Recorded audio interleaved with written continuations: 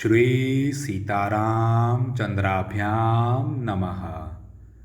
अरण्यकांड, पांचवा सर्ग। श्री राम, लक्ष्मण और सीता का शरभंग मुनि के आश्रम पर जाना, देवताओं का दर्शन करना और मुनि से सम्मानित होना तथा शरभंग मुनि का ब्रह्मलोक गमन। वन में उस भयंकर बलशाली राक्षस विराट का वध करके पराक्रमी श्री राम ने सीता को हृदय से लगाकर सांत्वना दी और उद्दीप्त तेज वाले भाई लक्ष्मण से इस प्रकार कहा। सुमित्रानंदन, यह दुर्गम वन बड़ा कष्टप्रद है। हम लोग इसके पहले कभी ऐसे वनों में नहीं रहे हैं, अतः यहाँ के कष्टों का न तो अनुभव है और न अभ्यास ही है। अच्छा, हम लोग अब शीघ्र ही तपोधन शरभंग जी के पास चलें। ऐसा कहकर श्री रामचंद्र जी शरभंग मुनि के आश्रम पर गए। देवताओं के तुल्य प्रभावशाली तथा तपस्या से शुद्ध अंतःकरण वाले अथवा तप के द्वारा परब्रह्म परमात्मा का साक्षात्कार करने वाले शरभंग मुनि के समीप जाने पर श्री राम ने एक बड़ा अद्भुत दृश्य देखा। वहां उन्होंने आकाश में एक श्रेष्ठ रथ पर बैठे हुए देवताओं के स्वामी इंद्रदेव का दर्शन किया, जो पृथ्वी का स्पर्श नहीं कर रहे थे। उनकी अंग कांति सूर्य और अग्नि के समान प्रकाशित होती थी। वे अपने तेजस्वी शरीर से दैदीप्यमान हो रहे थे। उनके पीछे और भी बहुत से देवता थे। उनके दीप्तिमान आभूषण चमक रहे थे तथा उन्होंने निर्मल वस्त्र धारण कर रखा था। उन्हीं के समान वेशभूषा वाले दूसरे बहुत से महात्मा इंद्रदेव की पूजा कर रहे थे। उनका रथ आकाश में खड़ा था और उसमें हरे रंग के घोड़े जुते हुए थे। श्री राम ने निकट से उस रथ को देखा। वह नवोदित सूर्य के समान प्रकाशित होता था। उन्होंने यह भी देखा कि इंद्र के मस्तक के ऊपर श्वेत बादलों के समान उज्ज्वल तथा चंद्रमंडल के समान कांतिमान निर्मल छत्र तना हुआ है, जो विचित्र फूलों की मालाओं से सुशोभित है।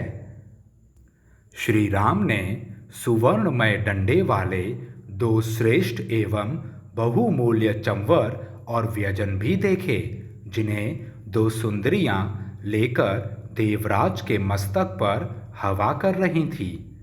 उस समय बहुत से गंधर्व, देवता, सिद्ध और महर्षिगण उत्तम वचनों द्वारा अंतरिक्ष में विराजमान देवेंद्र की स्तुति करते थे और देवराज इंद्र शरभंग मुनि के साथ वार्तालाप कर रहे थे।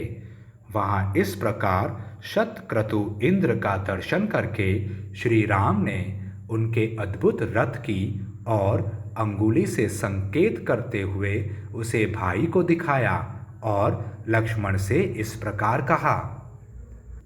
लक्ष्मण, आकाश में वह अद्भुत रथ तो देखो। उससे तेज की लपटें निकल रही हैं। वह सूर्य के समान तप रहा है। शोभा मानो मूर्तिमती होकर उसकी सेवा करती है।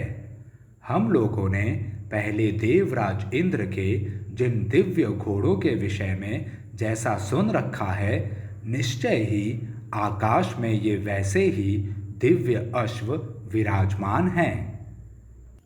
पुरुष सिंह, इस रथ के दोनों ओर जो ये हाथों में खड्ग लिए कुंडलधारी 100 युवक खड़े हैं, इनके वक्षस्थल विशाल एवं विस्तृत हैं। भुजाएं परिघों के समान सुदृढ़ एवं बड़ी बड़ी हैं। ये सब के सब लाल वस्त्र धारण किए हुए हैं और व्याघ्रों के समान दुर्जय प्रतीत होते हैं। सुमित्रानंदन, इन सबके हृदय देशों में अग्नि के समान तेज से जगमगाते हुए हार शोभा पाते हैं। ये नवयुवक 25 वर्षों की अवस्था का रूप धारण करते हैं। कहते हैं देवताओं की सदा ऐसी ही अवस्था रहती है जैसे ये पुरुष प्रवर दिखाई देते हैं। इनका दर्शन कितना प्यारा लगता है। लक्ष्मण, जब तक कि मैं स्पष्ट रूप से यह पता न लगा लूं कि रथ पर बैठे हुए ये तेजस्वी पुरुष कौन हैं, तब तक तुम विदेह नंदिनी सीता के साथ एक मुहूर्त तक यहीं ठहरो। इस प्रकार सुमित्रा कुमार को वहीं ठहरने का आदेश देकर श्री रामचंद्र जी टहलते हुए शरभंग मुनि के आश्रम पर गए। श्री राम को आते देख सचीपति इंद्र ने शरभंग मुनि से विदा ले देवताओं से इस प्रकार कहा, श्री रामचंद्र जी यहाँ आ रहे हैं। वे जब तक मुझसे कोई बात न करें उसके पहले ही तुम लोग मुझे यहाँ से दूसरे स्थान में ले चलो। इस समय श्री राम से मेरी मुलाकात नहीं होनी चाहिए। इन्हें वह महान कर्म करना है जिसका संपादन करना दूसरों के लिए बहुत कठिन है। जब ये रावण पर विजय पाकर अपना कर्तव्य पूर्ण करके कृतार्थ हो जाएंगे, तब मैं शीघ्र ही आकर इनका दर्शन करूंगा। यह कहकर वज्रधारी शत्रुदमन इंद्र ने तपस्वी शरभंग का सत्कार किया और उनसे पूछकर अनुमति ले वे घोड़े जुते हुए रथ के द्वारा स्वर्गलोक को चल दिए। सहस्त्र नेत्रधारी इंद्र के चले जाने पर श्री रामचंद्र जी अपनी पत्नी और भाई के साथ शरभंग मुनि के पास गए। उस समय वे अग्नि के समीप बैठकर अग्निहोत्र कर रहे थे। श्री राम, सीता और लक्ष्मण ने मुनि के चरणों में प्रणाम किया और उनकी आज्ञा से वहां बैठ गए। शरभंग जी ने उन्हें आतिथ्य के लिए निमंत्रण दे ठहरने के लिए स्थान दिया। तदंतर श्री रामचंद्र जी ने उनसे इंद्र के आने का कारण पूछा। तब शरभंग मुनि ने श्री रघुनाथ जी से सब बातें निवेदन करते हुए कहा, श्री राम, ये वर देने वाले इंद्र मुझे ब्रह्मलोक में ले जाना चाहते हैं। मैंने अपने उग्र तपस्या से उस लोक पर विजय पाई है। जिनकी इंद्रियां वश में नहीं हैं, उन पुरुषों के लिए वह अत्यंत दुर्लभ है। पुरुष सिंह, परंतु जब मुझे मालूम हो गया कि आप इस आश्रम के निकट आ गए हैं, तब मैंने निश्चय किया कि आप जैसे प्रिय अतिथि का दर्शन किए बिना मैं ब्रह्मलोक को नहीं जाऊंगा। नरश्रेष्ठ, आप धर्मपरायण महात्मा पुरुष से मिलकर ही मैं स्वर्गलोक तथा उससे ऊपर के ब्रह्मलोक को जाऊंगा। पुरुष शिरोमणे, मैंने ब्रह्मलोक और स्वर्गलोक आदि जिन अक्षय शुभ लोकों पर विजय पाई है, मेरे उन सभी लोकों को आप ग्रहण करें। शरभंग मुनि के ऐसा कहने पर संपूर्ण शास्त्रों के ज्ञाता नरश्रेष्ठ श्री रघुनाथ जी ने यह बात कही। महामुने, मैं ही आपको उन सब लोकों की प्राप्ति कराऊंगा। इस समय तो मैं इस वन में आपके बताए हुए स्थान पर निवास मात्र करना चाहता हूँ। इंद्र के समान बलशाली श्री रामचंद्र जी के ऐसा कहने पर महाज्ञानी शरभंग मुनि फिर बोले, श्री राम, इस वन में थोड़ी ही दूर पर महातेजस्वी धर्मात्मा सुतीक्ष्ण मुनि नियम पूर्वक निवास करते हैं। वे ही आपका कल्याण करेंगे। आप इस रमणीय वन प्रांत के उस पवित्र स्थान में तपस्वी सुतीक्ष्ण मुनि के पास चले जाइए। वे आपके निवास स्थान की व्यवस्था करेंगे। श्री राम, आप फूल के समान छोटी छोटी डोंगियों से पार होने योग्य अथवा पुष्पमयी नौका को बहाने वाली इस मंदाकिनी नदी के स्रोत के विपरीत दिशा में इसी के किनारे किनारे चले जाइए। इससे वहां पहुंच जाएंगे।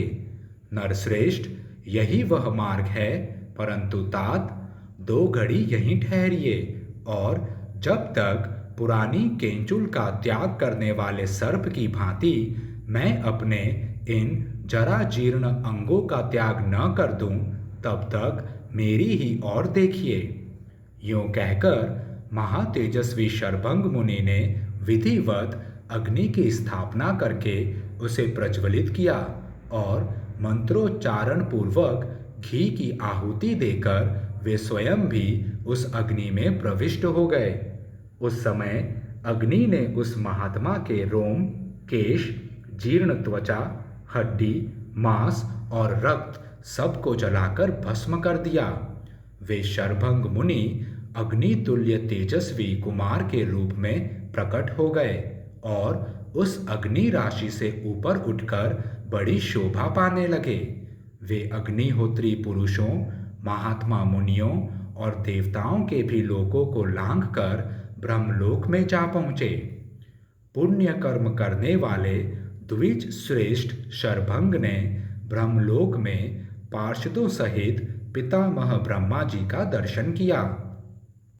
ब्रह्मा जी भी उन ब्रह्मर्षि को देखकर बड़े प्रसन्न हुए और बोले, महामुने, तुम्हारा शुभ स्वागत है। इस प्रकार श्री वाल्मीकि निर्मित आर्ष रामायण आदि काव्य के अरण्य कांड में 5वां सर्ग पूरा हुआ। जय श्री राम।